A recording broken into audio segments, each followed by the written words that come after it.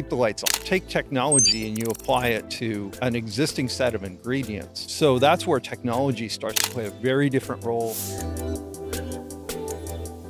We're here with my man, Joe Walker, the COO of Bradley, Foster, Sargent. Awesome. You guys covered so much ground. I remember that conversation, from IT management to cyber, org structure, and strategic planning. And I see IT management as like one of the biggest, most powerful growth levers. What are your thoughts there with regards to the technology management? How do you see that through the lens of growth? So I think there's an element of this that a friend of mine refers to as KTLOE, keep the lights on. Yeah.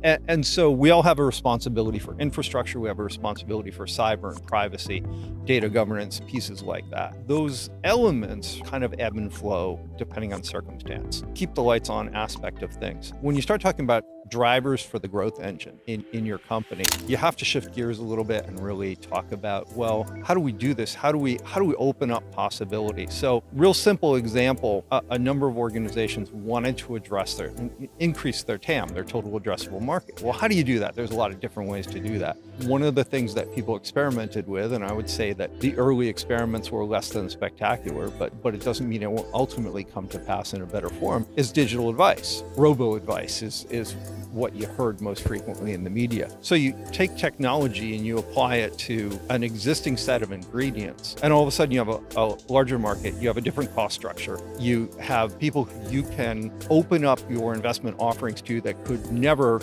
meet your minimums. And if you're thinking about, part of your mission as an organization is to do right, a bunch of underserved people or people who maybe have been served by substandard advice through other channels now can benefit from what you're bringing to the table. So that's where technology starts to play a very different role. And as you said, start to move away from its traditional viewpoint, or the viewpoint of boards and management of, oh man, how much are those guys going to spend this year?